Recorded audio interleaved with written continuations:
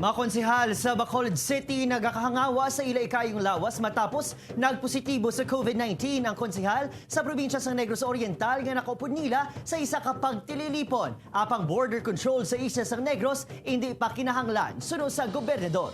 Yaring balita nga itong gintutukan. Ginkasugtan sa Bacolod City LGU kag Department of Education. Nga sa nalang sa Marso 20 ang school year sa preschool, tub-tub secondary. Ang mga private schools naman lakip ng tertiary level ang magatakop sa March 27. Samtang daycare centers naman last day na subong adlaw. Ang fear today for the public to know is the local transmission. Ang mga carrier nga asymptomatic.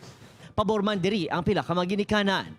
Kay basi hindi mo baktanda malayahaw basi malak na nunda tuod. Tigaling kay kung ikaw yung negosyante, nga di pareho sinauti, wadaan ka gini. Samtang nagakangawa naman karon sa ila-ikayong lawas ang pila ka mga konsehal matapos nga nagpositibo ang kapareho nila nga konsehal nga si COVID-19 patient number 39 gikan sa Tayasan Negros Oriental nga nagtambong sa eleksyon sa Philippine Councilors League sa Pasay City. Ibang councilors ng taas BP, ang chances are layo to siya katama.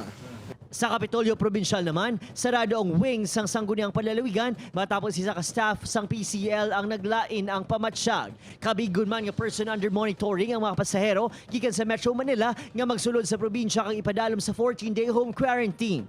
It may be your relative who gets sick, and that is precisely what we are trying to avoid, that COVID-19 will come in here.